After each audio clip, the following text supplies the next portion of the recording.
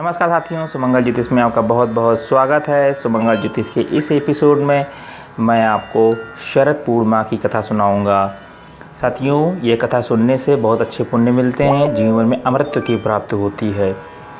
और शरद पूर्णिमा के दिन गाय के दूध से बनी हुई खीर को चंद्र प्रकाश में रख के सुबह भोग लगाकर पाने में अमृत की प्राप्ति होती है और सभी प्रकार के सुख और शांति प्राप्त होती है। पूर्ण चंद्रमा के आकाश के मध्य स्थित होने पर उनका पूजन करके खीर नैवेद्य के रूप में अर्पित भी करनी चाहिए। साथियों, शरद पूर्णिमा की कथा का महत्व मैं आपको ही बताया। अब मैं आपको कथा सुनाता हूँ। एक बार की बात है, एक साहूकार था, उसके दो पुत्रियाँ थीं और दोनों पूर्णिमा का व्रत रखती थीं। बड़ी बहन तो पूरा व्रत करती थी, पर छोटी बहन भूख के मारे कभी कभी अधूरा व्रत करती थी। छोटी बहन के जो भी संतान होती थी वह जन्म लेते ही मर जाती थी।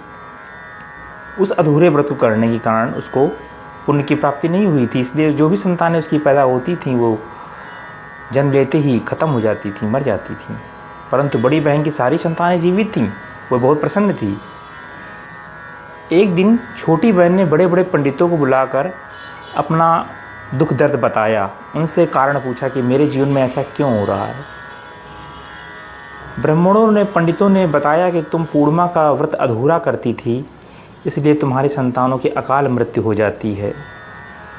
पूर्णिमा का विधि पूर्वक पूर्ण व्रत करो, तुम्हारे संतानें जीवित रहेंगी, तुम्हें अच्छे फल मिलेंगे।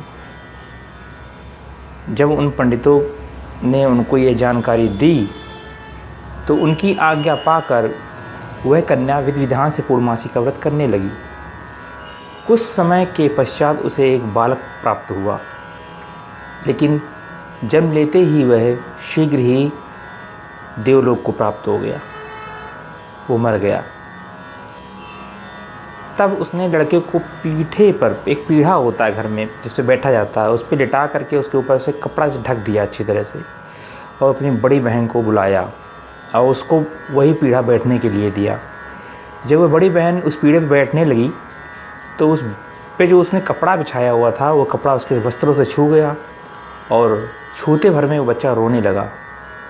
तब बड़ी बहन बोली, अरे कलंकनी, तू मुझे इस पीढ़े पर बैठाने जा रही थी जिस पे तेरा बच्चा लेटा हुआ था, मुझे कलंक लग जाता तो, और ये मर जाता तो बहन ने बताया कि दीदी, ये तो पहले ही ख़त्म हो चुका था, आपके भाग्य से ये जीवित हुआ है। हम दोनों बहनें पूर्णिमा का व्रत करती थीं, आप पूरा करती थी, मैं अधूरा करती थी, जिसके दोष के कारण मेरी संतानें ख़त्म हो जाती थीं, इसलिए यह आपके पुण्य से ही जीवित हुआ है। इसके बाद पूरे नगर में दोनों बहनों ने ढिढोरा पिटवाया कि सभी पूर्णिमा का पूर्ण व्रत करें, यह संतान सुख प्रदान करने वाला है। साथियों, आप भी अपने जीवन में अधूरे व्रत न करें, पूर्ण व्रत करें, और पूर्ण व्रतों का फल बहुत ही अच्छा होता है। शरद पूर्णिमा में व्रत अवश्य रखें। ये जानकारी उपयोगी हो तो इसको शेयर करें, जिससे दूसरों को भी लाभ प्राप्त हो सके। वीडियो देखने के लिए बहुत बहुत धन्यवाद। हरे कृष्णा।